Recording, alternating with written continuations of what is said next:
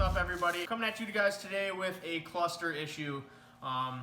There's millions and millions and millions of these issues in these 99 to 06-ish Chevy Silverado clusters, GMC Sierra clusters, any really GM cluster. There's several different issues. Some of the guys have they call hummingbird fuel gauge needle, flickers back and forth.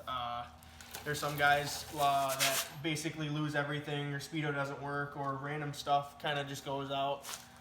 My situation basically was a flicker. Stuff would work, everything would work fine, and then you'd hit a bump or just out of the random, everything would flicker, it'd start dinging, all the lights would come on. I tried everything, went into the forums.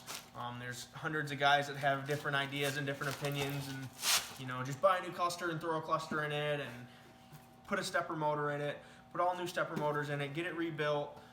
There's a million different things I've heard of or doing, and I kind of found this new one to try that I'm going to share with you guys today. This is actually a replacement cluster I threw in just because I had it up in the barn. It was the same exact year and everything. I threw it in the truck, worked for about 2 minutes, and it started flickering again. So at that point I knew it wasn't a stepper motor, it wasn't anything like that. I knew it was probably a ground issue. I checked the body ground, everything looked fine. So I dug a little deeper inside the connector itself. I'm going to go to the truck here in a little bit and I'll show you the connector. There's a couple different grounds that you can look at, but let's run to the truck and we'll look at the diagram and I'll show you what to replace. Alright everybody, welcome back. We are now inside the truck. Basically, easiest way to do this is key on, down to first gear, make sure the steering wheel is leveled, grab your dash panel, pull it out, be careful of anything in the way, it should pop right out. You go back to park at this point, shut the truck off. There's going to be 4 7mm bolts on the back, each 4 corners of this cluster. Pull each one of these bolts out. To drop your steering wheel back and forth a couple times to access those.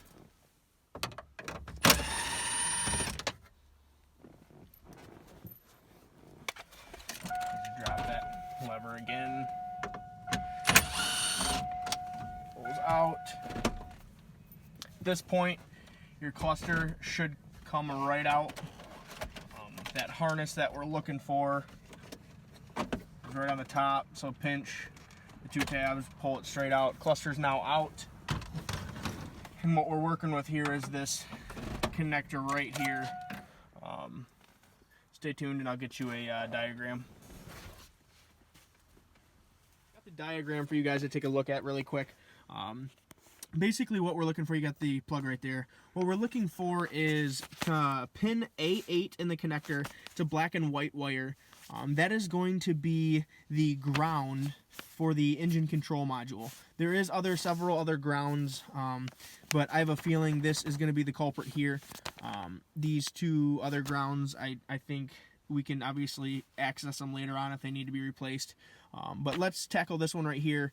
So again, it's black and white wire. It is A8 pin. You can either go from the front of the pin and check it via a pick or anything else, or obviously you can go to the back of the pin, and if you look closely, you can see A alpha on the top or B bravo on the bottom, and then you can count back. You can see that black wire. Sorry for my camera. You can see that black wire right there coming out of the A8 port. It's a black with a white stripe. So basically what we're going to do with that wire, I've already done it. You can do it 2 ways. You can either completely replace the wire, or you can splice into the wire, tee off of it, and come down. What I did is I just ground it out right here on this bottom steel frame of the dash frame. You can basically ground out anywhere, and then basically what you're going to do is you're going to seal it back up, put that cluster back in, and I'll get back with you here in a little bit. We'll see if you fixed it. It appears everything's working. Hit a couple bumps.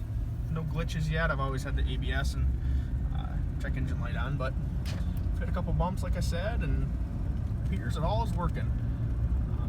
Basically was just trying to get that glitch out of there. Like I said earlier in the video, there's a lot of different ways to fix these that people have come up with. Not all of them are the same. just in my case, basically, I replaced the cluster like everybody suggested, and it did nothing. These grounds are always a nasty issue, and they're a pain to track down, but hopefully this one can help you guys out. Any questions, leave them in the comments. Thanks, guys.